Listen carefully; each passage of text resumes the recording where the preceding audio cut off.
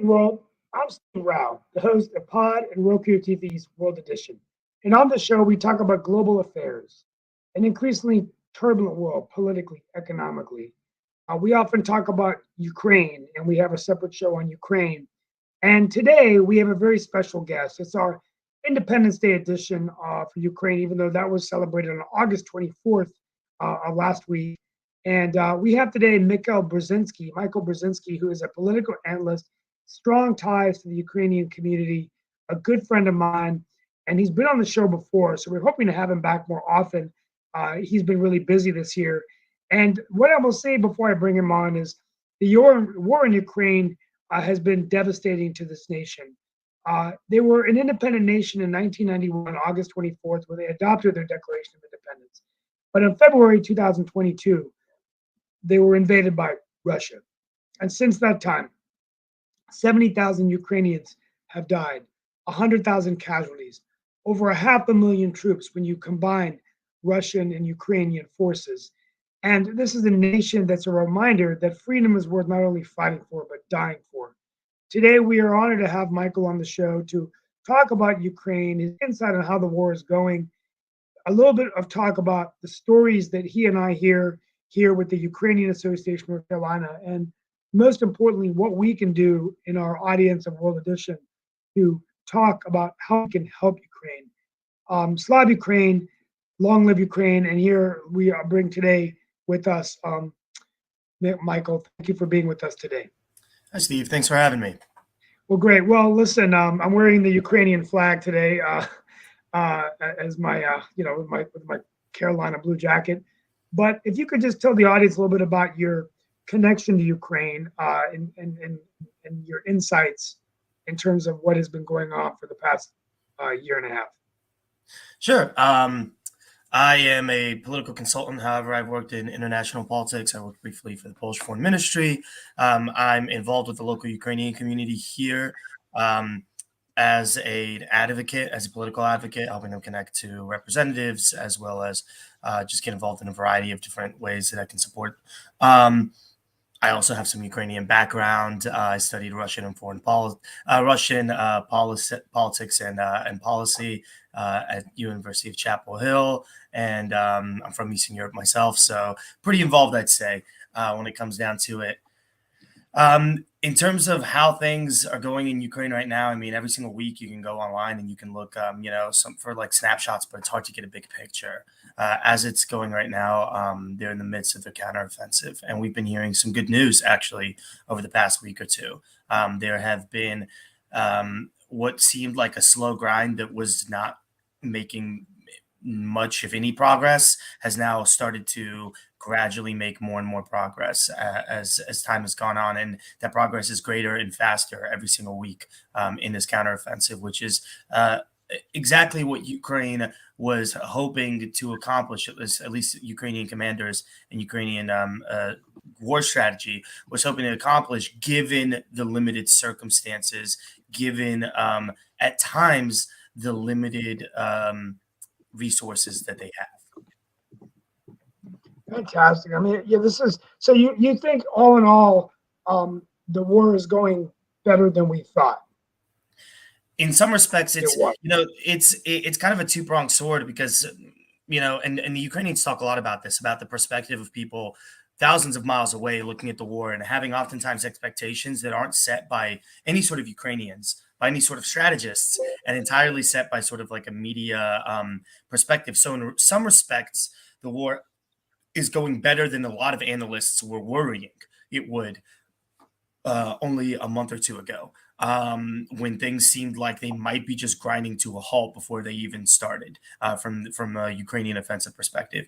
From other perspectives, I mean, I think people, after the massive gains that Ukraine had in the fall, I think a lot of observers here in the West, who again aren't on the ground, aren't prepared to understand the limitations that Ukrainian forces operate under, right? Until they've been on the ground and seen what the war is like and the obstacles that Ukrainian armed forces face. I think a lot of observers were hoping for another massive breakthrough, that the Ukrainians could pull off miracle after miracle after miracle, which they are every day just by surviving. But I think you know what I mean. those people would have been disappointed. But the reality is, as the Ukrainians have said to themselves so many times, without air superiority in the form of Western planes and a thousand other factors going their way, they were never going to be able to, pull off world-shattering offensives against an enemy that's had time to entrench itself. And so they have to do it the very difficult, very painful, very heartbreaking way of gradual offensives that cost a lot in terms of not just money and material, but in blood, in Ukrainian blood. So, I mean, they're doing it. They're ready to fight. They will fight under any circumstances. But gradually, Ukrainian strategy, Ukrainian morale, a greater commitment by the Ukrainians to modern battlefield tactics. This has all made a noticeable impact on the battlefield. And we're seeing more drones being used on either side. And we're going to talk a little bit. I got a call at 11 o'clock with John Chambers and about AI, and AI could eventually affect defense systems. So I think the emergence of technology is affecting this war. How do you see this? Is this war really about energy and oil, or is it really about Putin wanting to bring back the former Soviet Union? Yeah, the energy and the oil, Russia's got energy and oil. There's some that they discovered in eastern Ukraine, that they've actually known about for longer than we thought, than the media narrative would have you say. They discovered a lot of those reserves back in the 80s and the 90s when they discovered the larger ones further into Russia proper. No, Russia's got energy and oil. In fact, the fact that it has so much is the reason it's able to keep this war going as it stands right now. It really is. I mean, the Russian imperial project. I know that sounds to a lot of observers maybe like it's a little bit naive. We like to think, despite maybe not wanting to, in Kissinger-esque terms of geopolitical, rational actors only attacking each other when there's a clear, economic incentive or something to do so, which often isn't the case. The internal politics of a country and its own national history and its own political microbiome, let's call it, 100% determine the kind of actions that country will take. Not only, but they will influence it in ways that, unless you understand that, unless you live in that world, it's hard to grasp. And in Russia, the Russian imperial project is seen as core, is seen as central to all of Russian prosperity, to all of Russian success. And I think Zbigniew Brzezinski put it great that without Ukraine, Russia isn't an empire. It is the big central factor that has always taken Russia from being on the periphery of the world stage, of the European stage, and brought it there into the center of the discussion on Europe, on the West, on everything else. Two more questions before we bring our panel. But does the Wagner Group demise of their leader? I'm always blanking on his name. Prigozhin, the one who passed away. Is that a setback, or should we have just suspected that was going to happen? And when you go get, I mean, I was encouraged that it was the first challenge on Putin's power in 20 years, but the fact that he wasn't successful was that, well, you're not successful, you're going to get assassinated. I mean, even though it's not. Yeah, I'd say he was the second challenge. Navalny probably posed the first noticeable challenge to Putin, but that's kind of a different conversation. Prigozhin.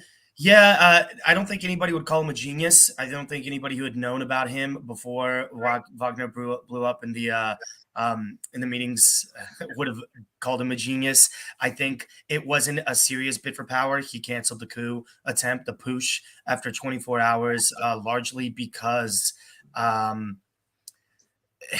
he realized that he was going to get slammed, that they were calling him to warn him that they still needed those troops, but that otherwise they were going to annihilate him and everybody that he knew. I think as it stands, it cemented Putin in certain respects in the Russian regime, because it scared the bejesus out of a lot of Moscow elites who would be the only people who could act as power brokers for any kind of alternative to Putin. And they realized before things had really gotten to that critical element where somebody really wanted a coup, where the economy is completely collapsed, where the army is completely mutinying against any and all commands, at that stage, somebody stepping in, maybe power brokers might want to talk with them, but Prigozhin jumped the gun. Prigozhin absolutely jumped the gun. And at that point, a lot of these Moscow elites, again, the people in behind the wings, in the shadows, that are ready to maybe work with somebody else to, quote, replace Putin, they saw that as an absolutely uncalled for premature anarchy and power grab by an outsider, by a murderous psycho kind of guy. So I don't think it was a serious challenge to his power at all, because Prigozhin wasn't prepared to do anything other than march and hope that by the time he came to Moscow, somebody else had kicked Putin out. Because if it came down to a gunfight in Moscow, I don't think he would have had what it takes to start that fight, and he certainly wouldn't have had what it takes to end it. Now we have 20,000, but last question, and we're going to bring on our panel and make it kind of informal, interactive for the next 15 minutes. We have 25,000 Ukrainians here, the Ukrainian Association of North Carolina.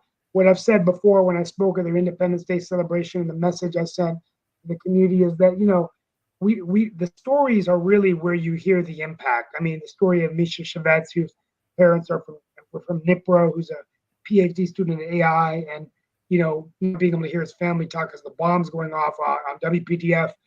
He said last week that missiles were landing within 1,000 feet of his mother's home.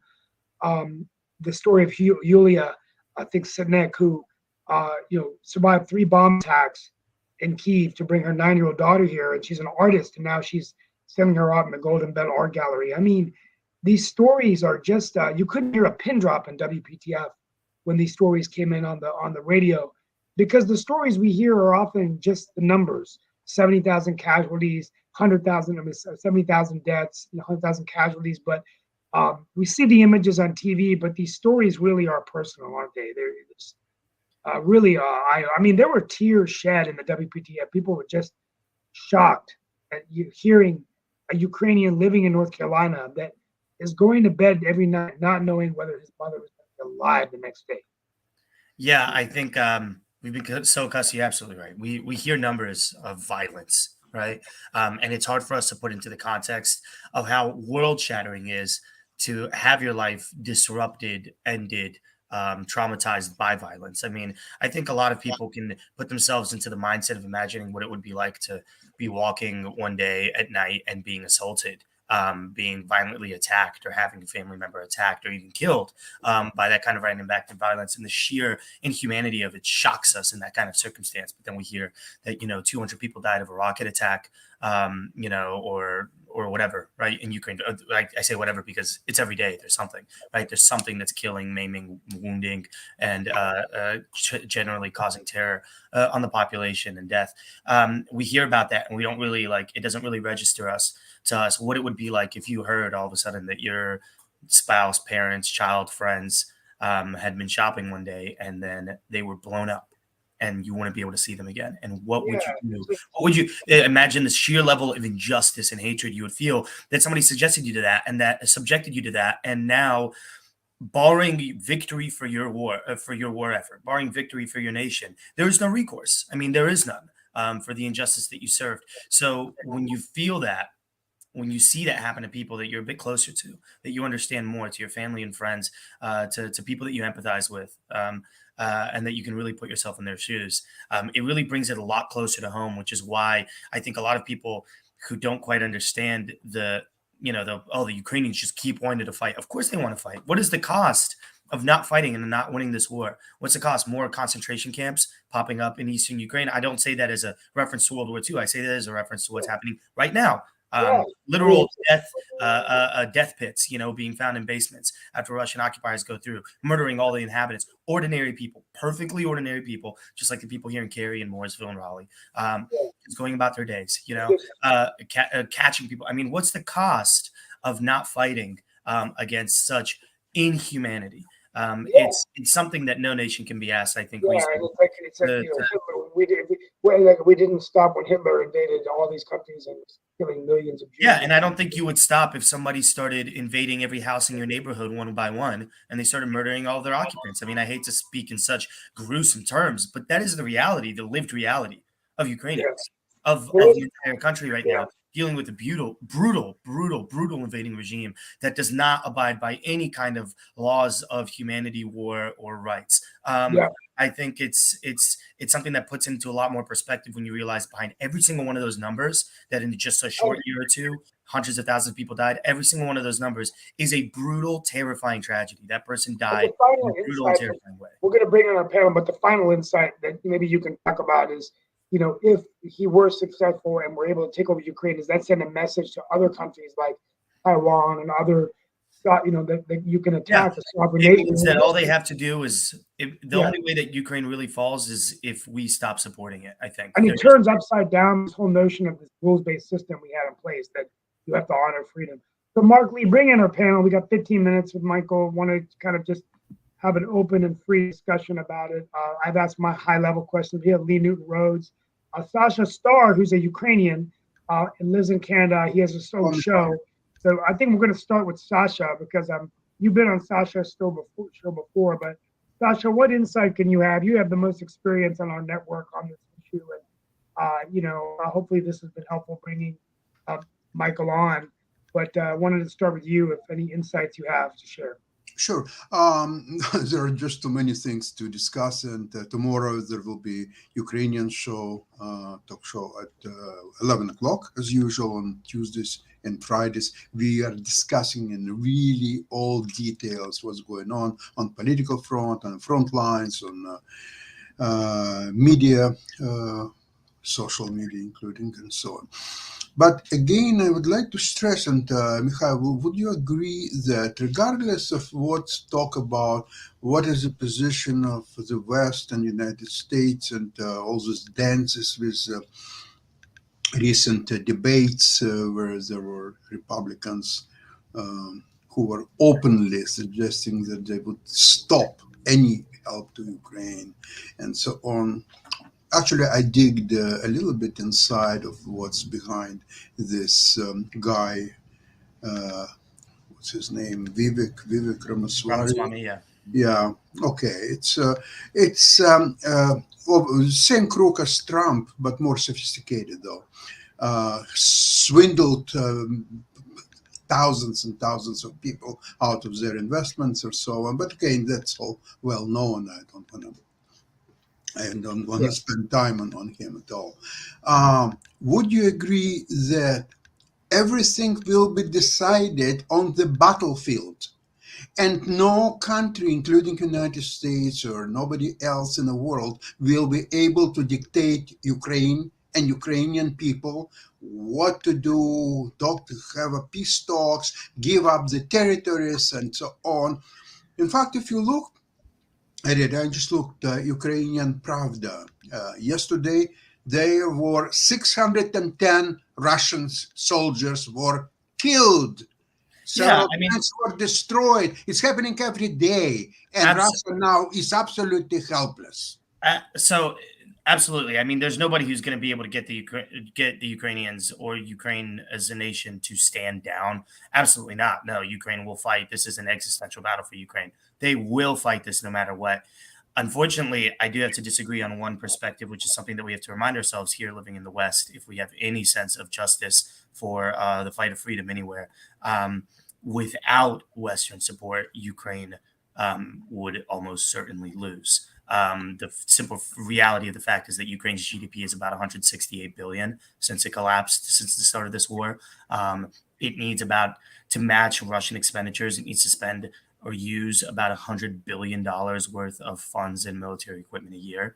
It's already jumped its military spending 3 times over its national budget before the war started, up to $40 billion. Now, this is the unfortunate reality of fighting a modern war against an enemy that is 3 times your size in terms of what it can reasonably deploy to the battlefield, and some 6 nearly times, well, debatably, but still a much larger peer opponent.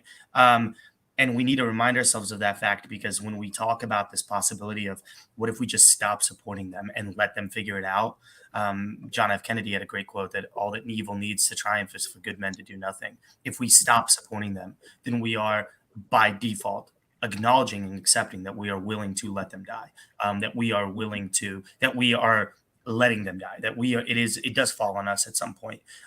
Because if we fail to recognize our immense power that we have here in the West, I mean, truly immense power, and our incredible position of peace, prosperity, and privilege. I don't mean privilege in, all this very domestic political sense that it's been used lately. I mean, truly on a sheer economic basis, just how much more prosperous and secure we are to do something like send old equipment and send money that for us amounts to drops in the bucket relative to what it can mean for the 40 million Ukrainians and other dozens of millions of Eastern Europeans who are next on the chopping block. I think it's important to remind ourselves of that fact, because while we can't tell the Ukrainians to sue for peace, they will not sue for peace. We can't tell the Ukrainians to give up land. They will not give up land. We can't tell the Ukrainians to surrender. They will not surrender.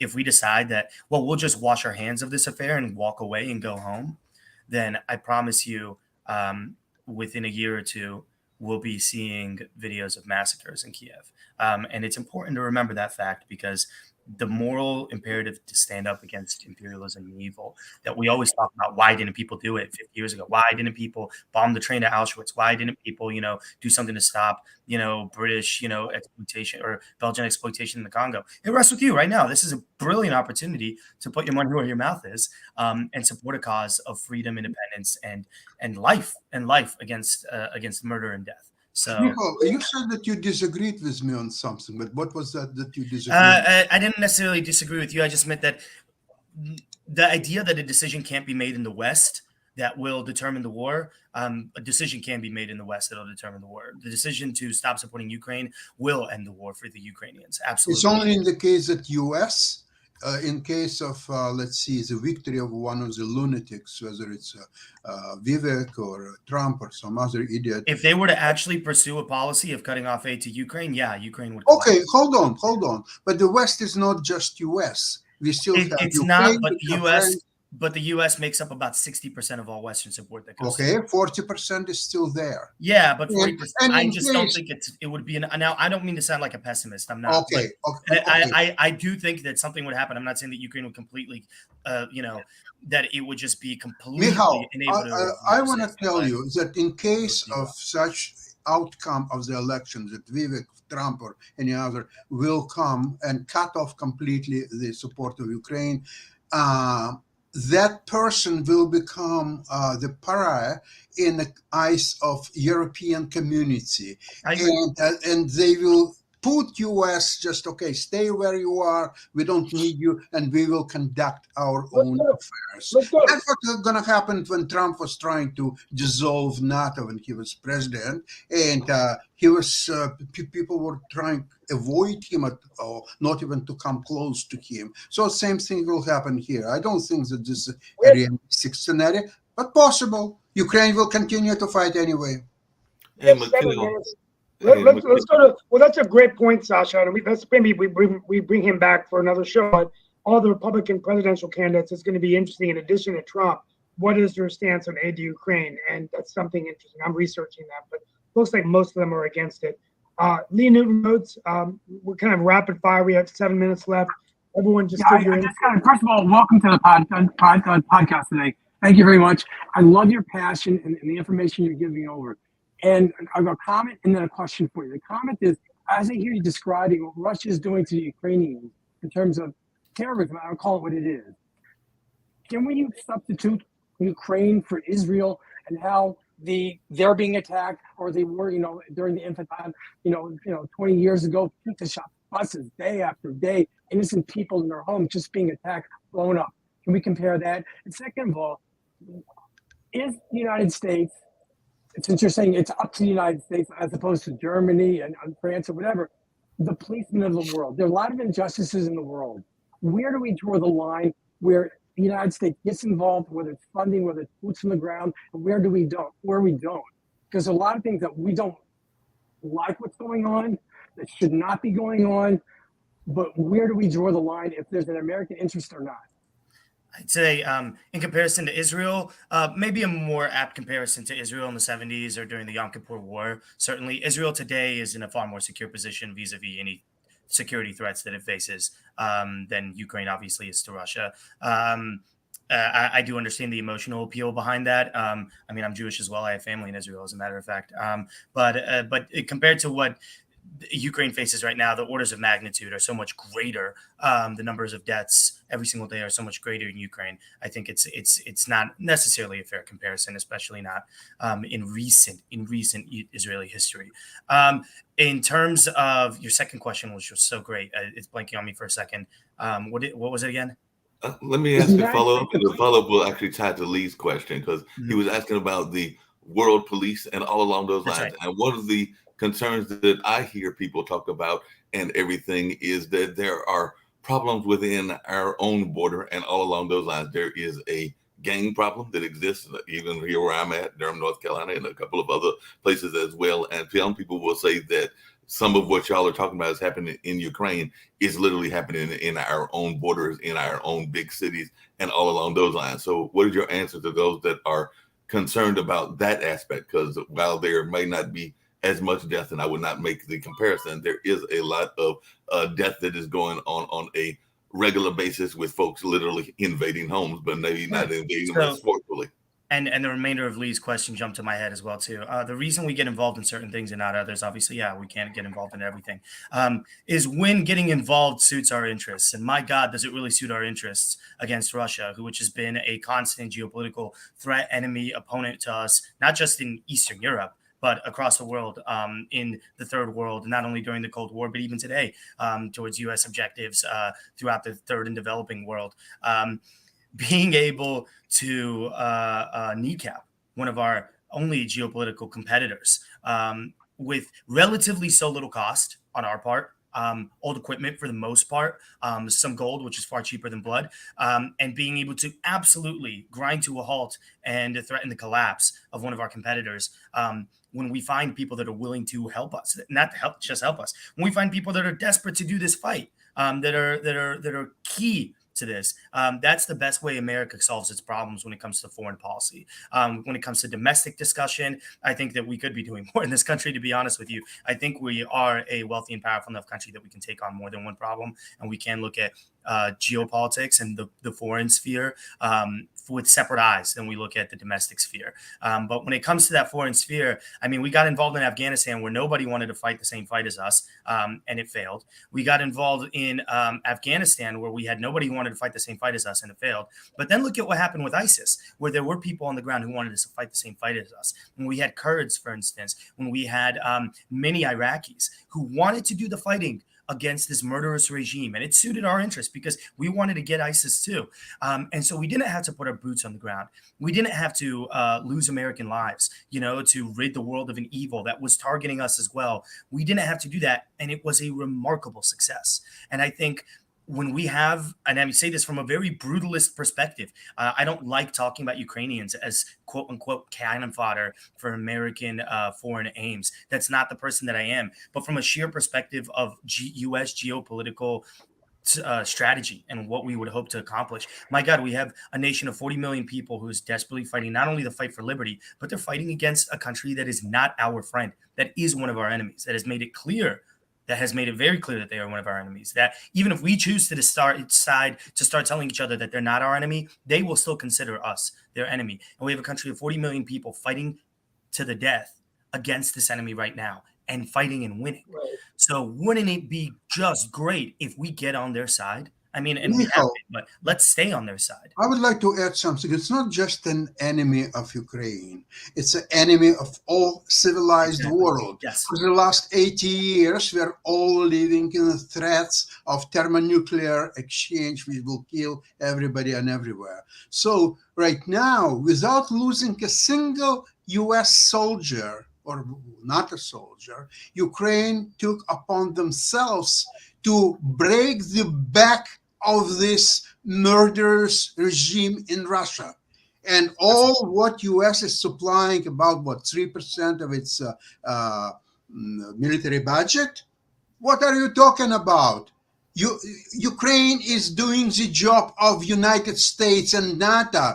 United States failed when Soviet Union dissolved in 1991, 1992. They could take all the Russian nuclear arsenal, for a song for $1 billion or so, because they didn't have any money, period. They couldn't pay $10,000 for a ship with the grain ready to move into St. Petersburg from Amsterdam. They didn't have $10,000. They had to have the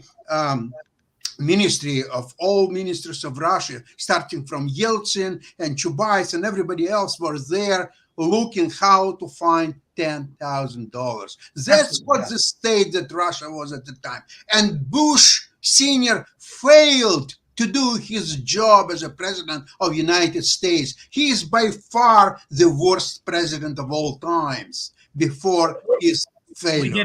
We did And wash our Ukraine hands of now it, is and doing we the do job. now have a resurgent Russia, and Ukraine is the wall that wave is breaking on. Let's make sure that wall stands. I agree. Let's go to Jacoby for the last question. We have another guest, and Michael, we're going to bring you back maybe more frequently, and we want to invite you to Sasha's show. I know Sasha would love having you. But one last question. I'm going to give it to Jacoby, and then Mark, we're going to close out. And thank you for being with us today. I mean, I guess my only question would be, and a way to end this on a positive note. Something that let's see, something that you believe that the Ukrainian people would say to the American people, I'm not talking about the upper top people, you know, the political decision makers and so on and so forth. Let's humanize it, because I think that's where it should be, because I think a lot of people forget about the humanization of it. In some way, something that the Ukrainian people would love for the American people to know about the Ukrainian culture, be it culinary, be it scholastically, just something that we can, you know, I guess, relate to. Sure. I think Ukrainians, in terms of, I'm always shocked by just how grateful Ukrainians are. I say that all the time, but it's not my place to express gratitude on the part of Ukrainians. I would say what Ukrainians would probably most want Americans to know about Ukrainian culture is how deeply and intrinsically and fundamentally, since the concept of the Ukrainian nation truly metastasized around the time of the Arab nationalism, how deeply it's been tied to this concept of freedom against tyranny. From the old Cossacks, you know, who were basically serf runaways, you know, from the states of Russia and the Polish-Lithuanian Commonwealth. They fled into the steppe to find freedom. And then whenever they were encountered with noble lords or empires that tried to encroach on them, whether that be the Russians, you know, the Austrians or the Turks, for instance, there was an not very appropriate, but very funny letter written all the way back in the 1800s, I believe, by a group of Cossacks to the Ottoman Sultan, telling him all the vulgar things he could do rather than tell them what to do. But how deeply and fundamentally the fight for freedom, the fight for independence, the fight for a democratic institution has been and central that is to the Ukrainian nationhood. So when we Americans imagine to ourselves that we're the first people to have this genesis of freedom and independence, there's a lot of people in Eastern Europe, you know, Poles are similar in that same regard too, but there's a lot of people in Eastern Europe in particular, people who've been hidden under the yoke of Russian imperialism for centuries, which is this despotic brutality. There's a lot of people who are constantly saying, we're just like you. You have no idea. We're more like you than any of the Western Europeans, because we've been fighting these fights for centuries. And it's always been, you can't tell me what to do. You really can't tell me what to do. I tell me what to do. We want to thank you for being with us. I just want to real quickly, a couple of things real quickly, you know, before I leave. United States is giving $80 million to Taiwan, which is interesting. We'll talk about that tomorrow. Idalia hit Florida, 3 dead. Looks like it's come through North Carolina. It's not raining anymore. We're going to talk about Trump's indictments and things like that. And of course, in UNC, recovering Chapel Hill from the gun shooting. I will say, believe it or not, I'm a Democrat, but my father is a Republican. And it made him sick. I got in the mail a book from Joe Biden with the handwritten note.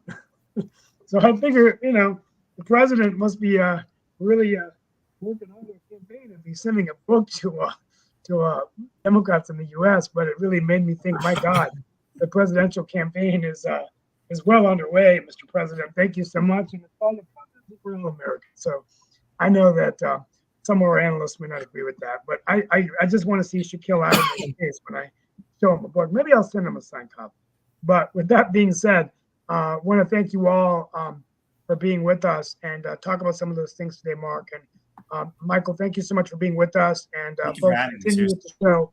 And we're going to bring you back probably in a week or 2 weeks. Thank you so much. Have a great Labor Day, everyone. Tomorrow we'll be talking about Labor Day, why we have Labor Day, and how labor is changing with the emerging landscape of technology. And I'll be sharing some insights from Don T. Chambers, whom I'm talking with in a few minutes, the former CEO and chairman of Cisco, chairman emeritus, and one of the founding fathers of the network revolution, with Cisco being the ones developing the router.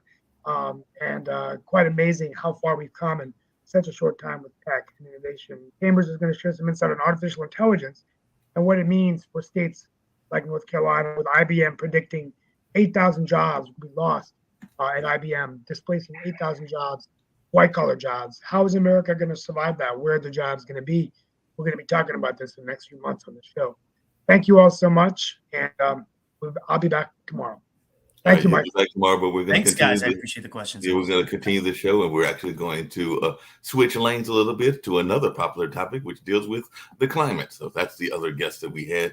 And all along those lines, a gentleman that actually was in Florida. And I know that Florida has been very much involved in the political lanes as well. So I've got Mike Kirkland with me, and all along those lines. And he has actually said that there has been a lot of animals that are out there in Florida, including some that we know, like geese and foxes and others, but they have been threatened by a major snake and all along those lines. So, Mike, if you'll share a little bit about what's going on. I know that you were part of the Python Challenge and all along those lines. So if you'll share a little bit about what's happening in that lane. And definitely Florida has been on the hotbed of the political front, as we heard a little bit of politics here as well. And I know a lot of people are concerned about the climate, and you are definitely involved in protecting a lot of the creatures that are there in that lane, because of this creature that is from another part of the world that somehow managed to make it into Florida and is wreaking all kinds of havoc and all along those lines. So I was curious as to how it got there and what it is doing there, and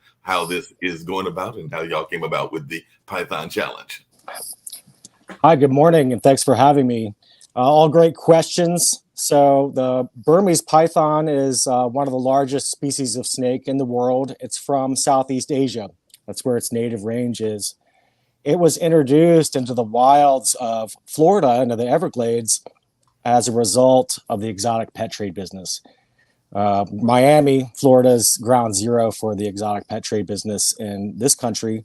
And now Burmese pythons are illegal to own in Florida, but that legislation didn't come in until it was too late. So as a result of what we believe are both a combination of accidental and intentional releases, and because of South Florida's subtropical environment down here and a suitable habitat, they're able to thrive and reproduce. And that's what we're seeing now. So we started noticing population explosion of Burmese pythons in the Everglades around the late 90s, mid to late 90s. But into the 2000s and to today, there seems to be a very sizable population. We don't know how many are out there. We can't do a conventional population estimate on the species because they're so cryptic, they're so well camouflaged, and the Everglades is such a vast, relatively inaccessible area. We just have no idea how many are out there. But what we do see is a significant impacts to our native wildlife. You know, as you and I'm sure your viewers know, the Everglades is an extremely unique wetland system that hosts a large amount of biodiversity, and we are seeing a huge reduction of that biodiversity as a result of the Burmese python.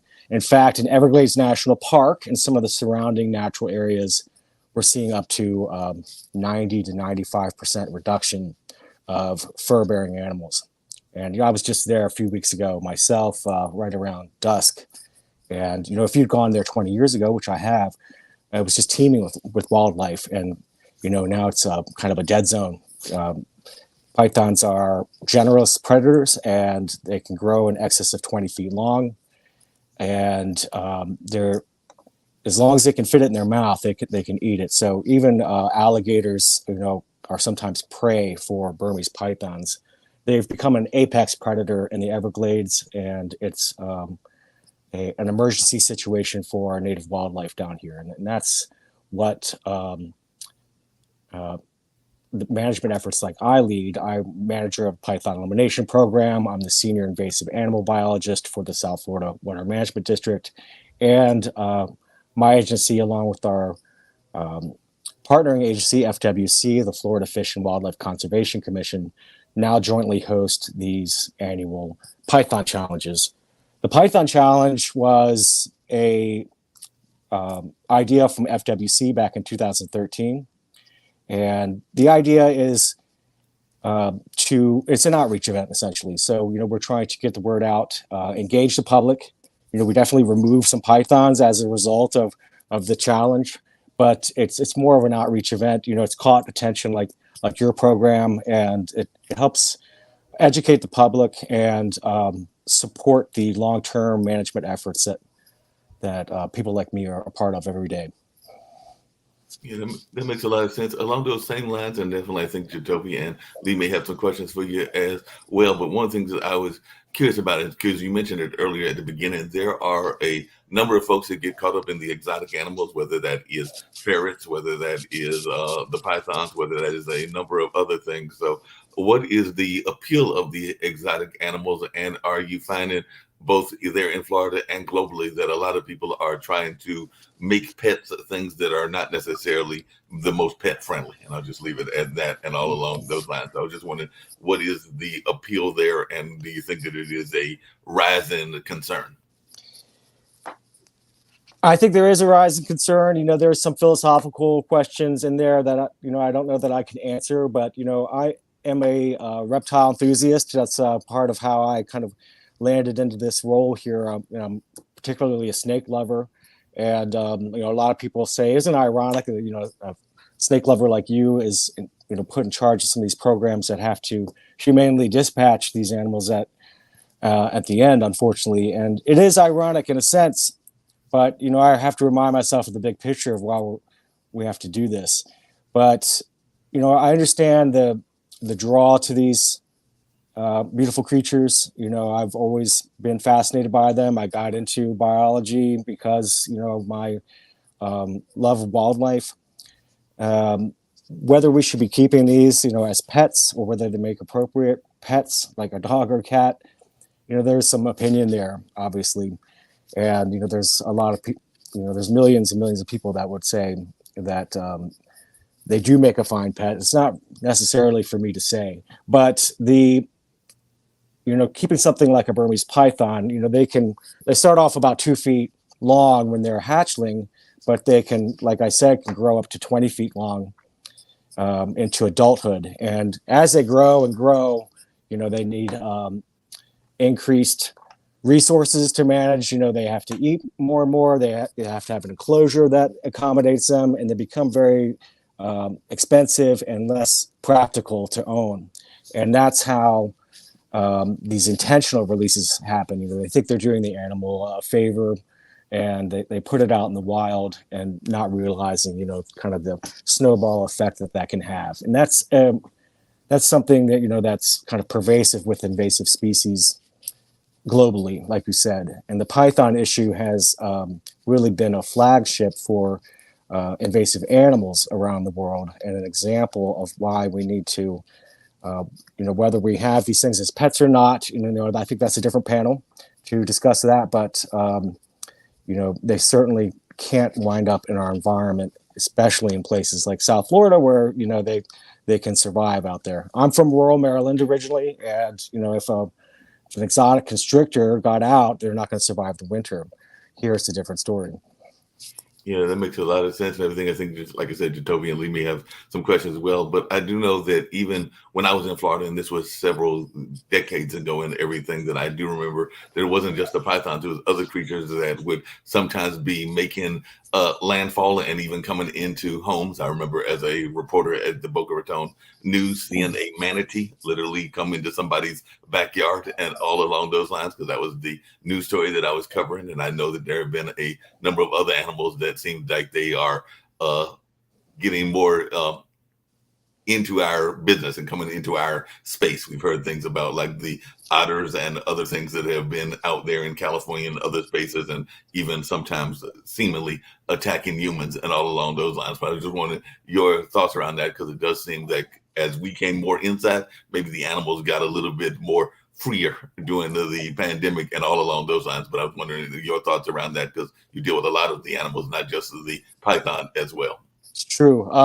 The way I look at it is kind of an opposite approach. I think we're more encroaching into their territory. That they're the ones that really belong here, and as we continue to develop, we're taking over their habitat. We're going to see increased interactions between humans and native wildlife, and in a lot of cases, invasive wildlife too. I don't think pythons pose any human risk in South Florida, but they certainly pose a lot of risk to our native animals.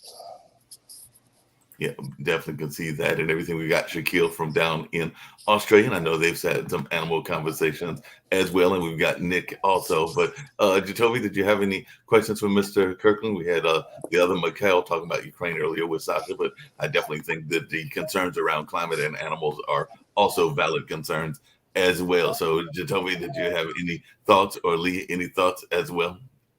I did have a question.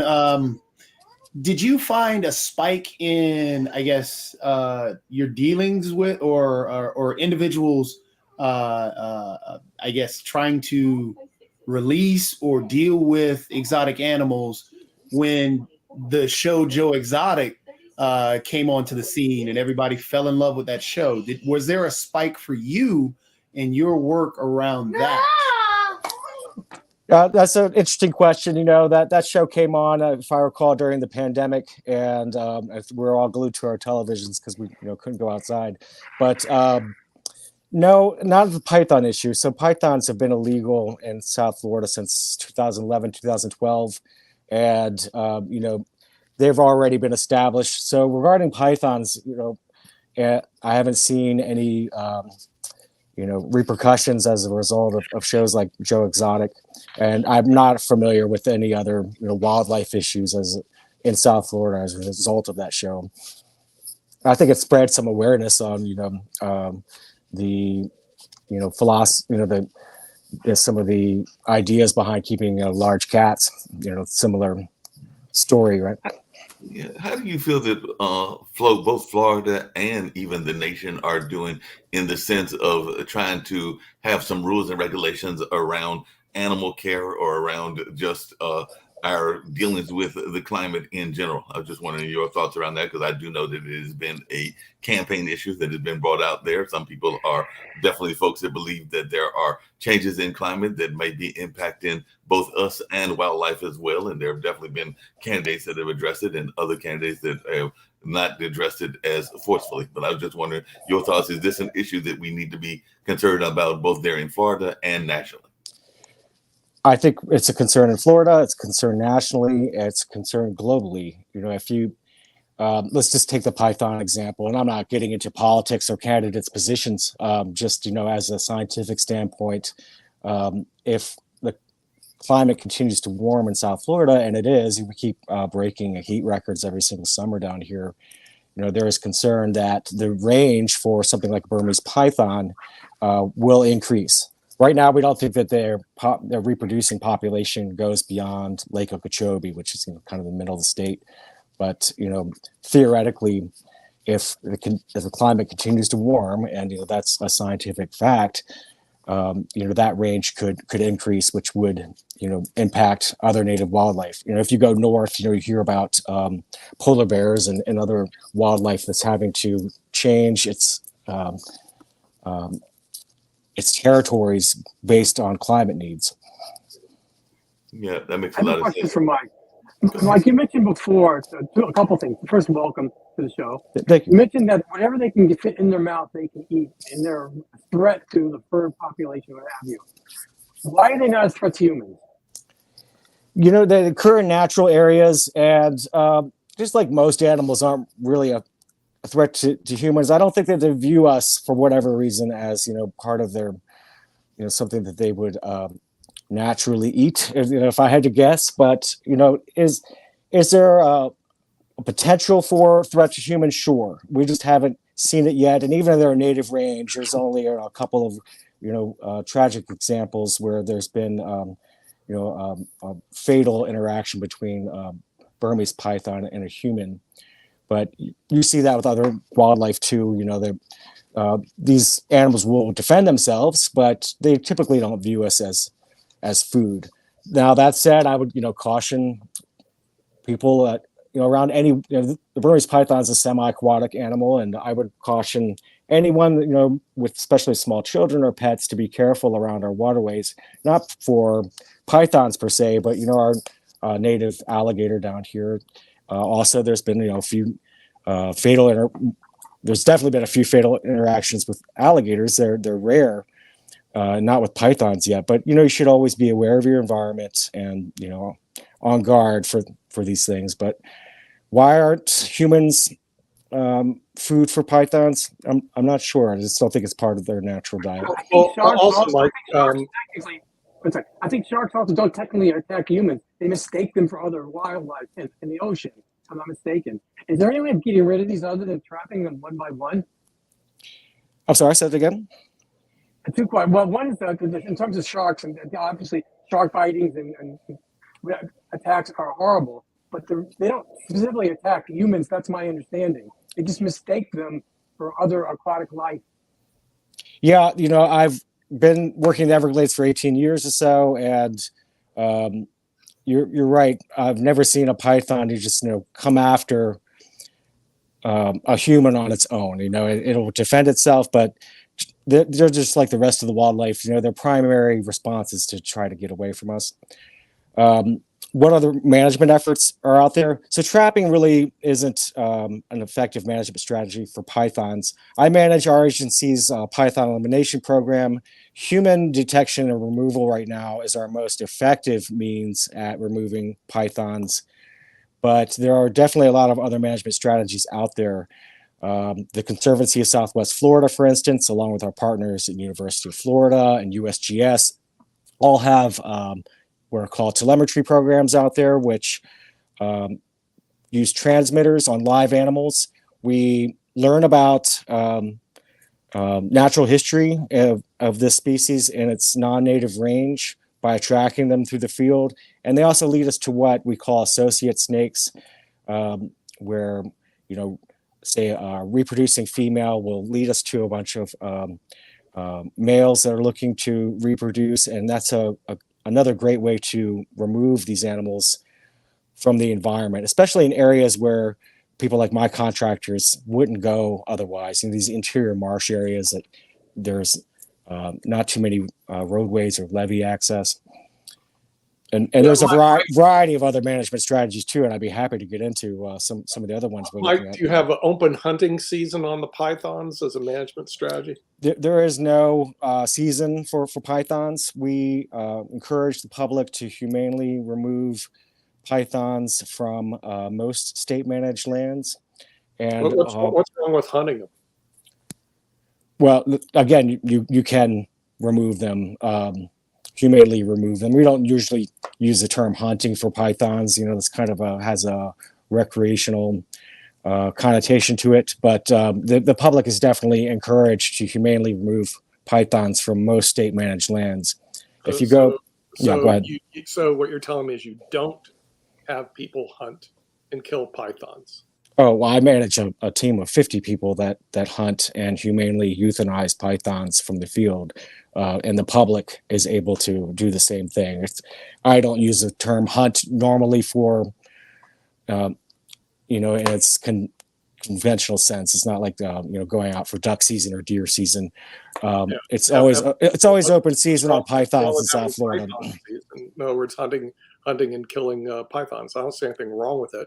I grew up in Florida. I mean, there's nothing wrong with it. It's just I just want to make the point that it's not a sport like some of these others are considered. It's open season year round on pythons in South Florida. They're hard to get because they're in the Everglades. Part of the reason they don't encounter too many humans and there any human interaction is, I don't know if any of you have been to the Everglades and been into swampland. Most people do not wade into swampland as a form of as a hobby. Entertainment. That way. Yeah. Okay. There's nobody there. I can tell you that. I grew up in that state. No, hold on a second. Hold on a second. interrupting Nick, that. I have to disagree with you on something you said because it's my understanding, and correct me if I'm wrong, Mike, but as one that has some part of my heritage being Native, I want to say that there is some Native American cultures that actually are in the Everglades. They actually live in the Everglades because I think I have some There cousins are who some live there and Indians that everything have. along those lines. So am I not correct in thinking that there is a There's fairly some decent sized Native population that is in the Everglades?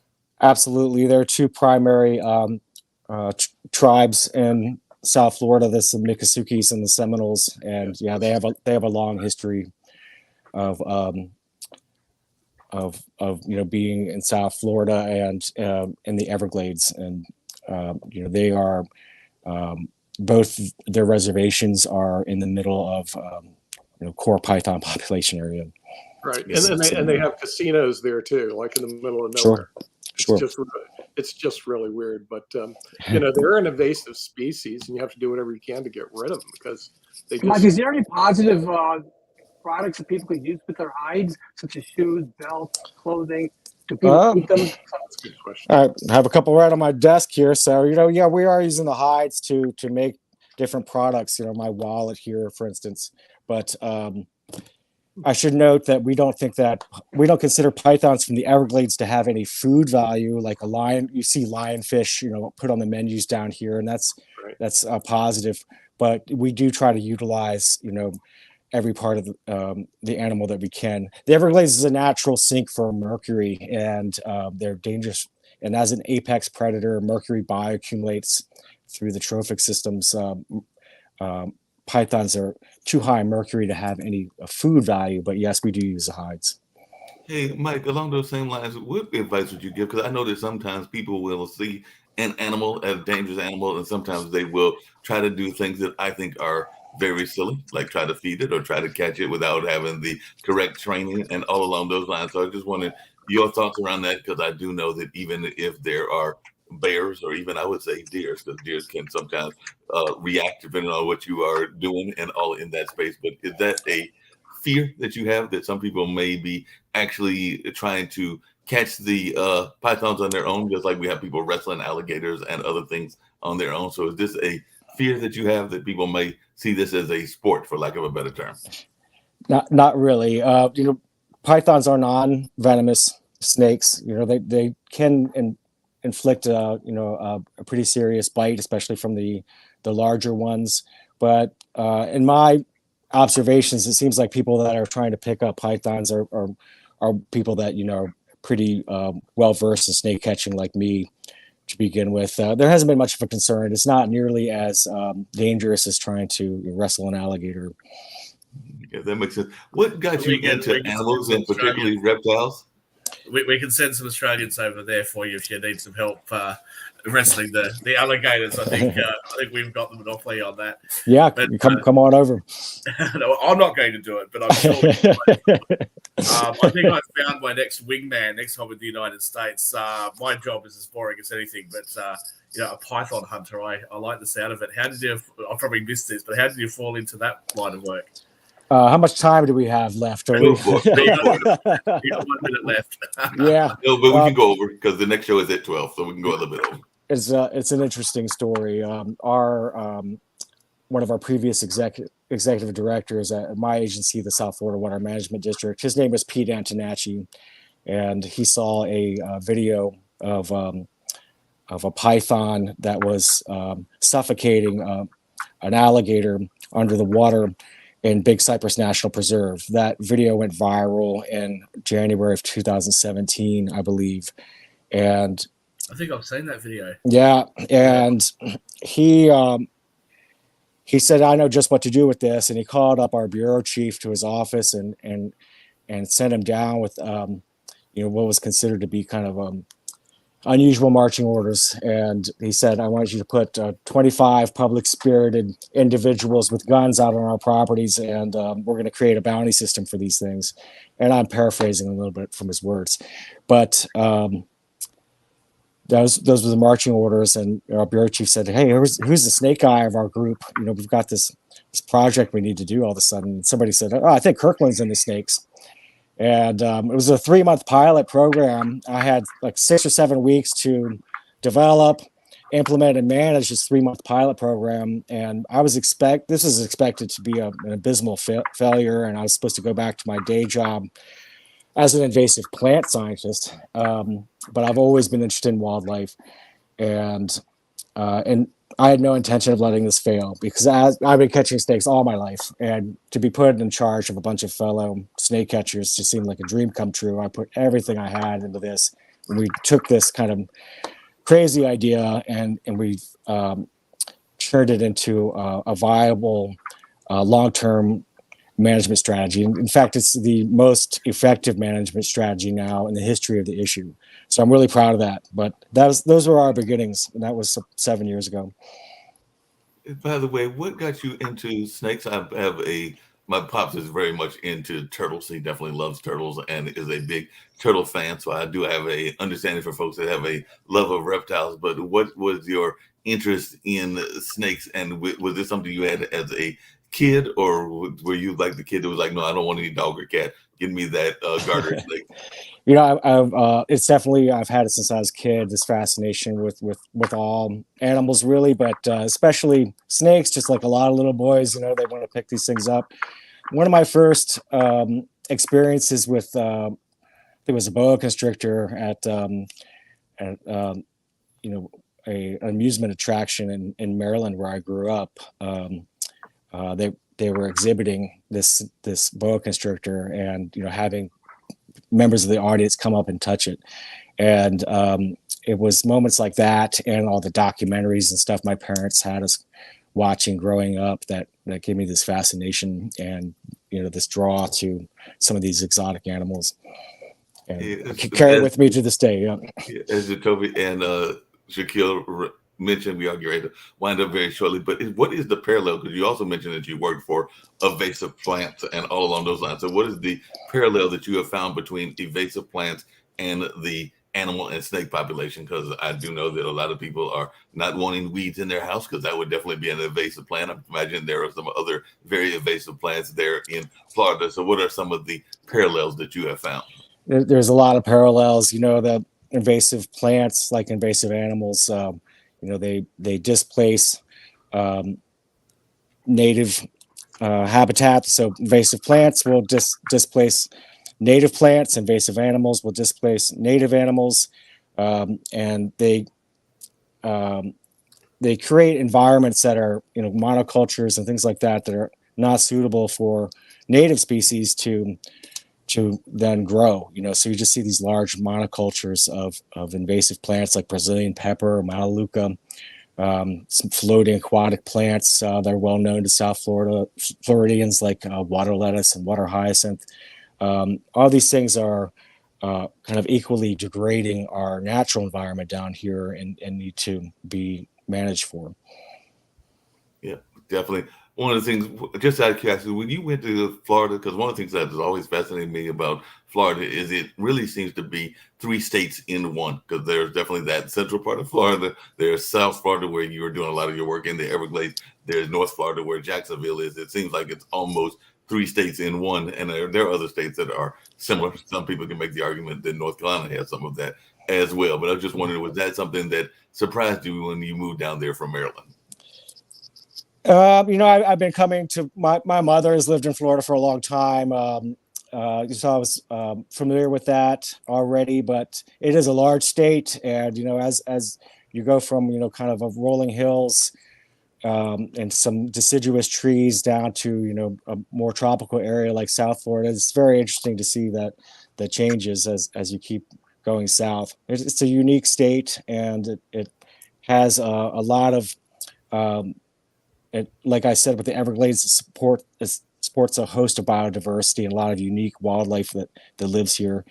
And I'll use this last moment to, you know, our hearts go out to the people affected by Hurricane Idalia, and you know, that didn't affect us here on the East Coast, but I know that you know, people like in Crystal River, things like that, are experiencing a lot of problems right now. Yeah, definitely. They're experiencing a lot of problems there in that area. There's no doubt about that. And all along those lines, Jacoby, do you have any other, or Lee, any other quick last questions? Everything. Otherwise, we'll get ready to wrap up very shortly and all along those lines. I guess since we're about to wrap up, Mike, we're gonna do just like before. We're gonna try and end it on a happy note. And let's see. A good way to end it on a happy note, especially since we're closing the show. What is a good dad joke around snakes? Well, you should have can't put me on the spot like that. I don't have any dad jokes. Everyone that's listening to this and knows me is probably throwing things at their screen right now. But on a positive note, I will say I'm optimistic. If there's a challenging problem with the pythons, I'm optimistic that we are going to successfully push back against this issue until that it's suitable for native wildlife populations to return. I've got about 20 years before I retire, and I'm hoping that at that time that we're going to see the Everglades in a much better place than it is now. If that's a good happy note. You mentioned it earlier, so I'm gonna give another chance for a happy note. Hold on a second, Toby. Then I'll let you get with another joke question, but just another slightly serious question. You mentioned that you had that experience in the museum. Now, there are a number of amusement parks down there in Florida. There are a number of even things here in North Carolina that are museum oriented and animal oriented. I know we've got the North Carolina Museum of Life and Science and a number of other ones as well. What is the one place or a couple of places that you think that everybody should go visit if they want to get a true animal experience and all along those lines, as you are an animal lover, whether it's there in Florida, whether it's in North Carolina, wherever it is, maybe in the country or the world?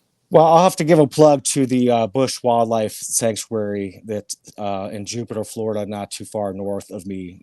You can see a lot of they do wildlife rehabilitation there, and they're nonprofit, and you can see panthers to bears to birds of prey there. I think it's if you're in the southeast region of Florida, I recommend you go there. Miami Zoo is also excellent. The West Palm Beach Zoo is also excellent. Sorry for all the many places I'm leaving out South Florida, but these are places near and dear to me. Sounds great. Mike, just one quick comment in terms of exotic pets. I just find it interesting how over time we change what's acceptable and not. When I was a kid, I have a cousin that had a pet monkey. I remember they used to have little baby alligators, snakes, and stuff like that at pet shops when I was a kid in Georgia. And now you can't find these things anymore. Yeah, I think that there's conservation issues. There's there's humane interest. There's our understanding and our protection of some of these exotic animals has increased since that time, and my opinion, appropriately so. To that point, I do remember that there was a time that there were, and I think Toby can even comment to this as well, there were a number of folks that were running around with pet ferrets. And I don't know that there are that many people running around with pet ferrets now, but it was a trend there for a minute where folks were finding ferrets and were definitely using them as pets. And like I said, I think that kind of died out, but I'm not sure. I'm not sure on the ferrets either. That tied back to the movie question. The reason why I asked about the movie, because everybody fell in love. I forgot the name of the movie that had the ferrets running around in it, but everybody loved those ferrets and decided to, hey, I want to get one, and found out it was a little bit tougher to keep a ferret than it was to actually just stare at it on the movie screen. So I guess back to the ending on a lighter note. So what do you think would tip the scales for people to really understand what we need to understand about conserving the Everglades? Great question. And, we're my agency, along with our partners, do a lot of outreach like the Python Challenge. We try to speak on shows like this, and we're constantly trying to use targeted outreach events like find people that are enthusiasts, outdoor enthusiasts that might be in areas where they're impacted by invasive species like Burmese pythons, and we're constantly trying to educate the public. And I think that's the answer, is we just continue to educate. Regulation is also an important key. So no matter how much you educate the public, there's always going to be that there's few people that you just can't reach, and I think that regulation should be regional at least. And in South Florida, where things might be able to persist in our environment if released, I think that we should be very cautious about allowing people to own these animals. I just had a brilliant idea, Jacoby. You are in the esports lane, the gaming lane. I think we need a Python video game. So the Burmese Python Challenge can be a video game. Are you down for this, Mike? Because Jacoby's in the esports and gaming lane, so I'm thinking that it could be a video game. It's an interesting idea. Maybe people that can't come to South Florida will be able to. I'm a video game player too. I'm just a nerd, right? But it might be an interesting way to engage other folks. Mike, as well as I do, there's probably another. I think there is a game about saving animals. There's a bunch of them. Island Saver is actually one of the biggest ones about conserving and recycling. Also, Python is a programming language. But now, because you point out that you're a video game player, what are you playing now? I'm curious. I'm not playing anything right now. What was the last game I played? Some time ago. It was Batman Arkham Asylum. Oh, great game. Great game. Good question. Original question. Yeah, well, interesting enough, since we're in the snake arena, and in terms of Batman Arkham Asylum, you should play the Spider-Man games. And the new Spider-Man that's coming out, it plays like Batman, and it has Venom. I mentioned I'll retire in 20 years, and I'm going to put that on my list. Thanks for the recommendation. You're welcome. No problem at all. Shaquille, unless you got a question, we're going to get on out of here and all along those lines. But it's been a fun conversation. It looks like you got a new wingman for when you come to town and all along those lines, because you're going to be hanging out with him and chasing snakes and all along those lines. I just need to get myself some snakeskin boots and a belt and a wallet, and have Mike as a wingman. I think I'm good to go. You're welcome anytime. and Florida, one of my favorite places in the United States.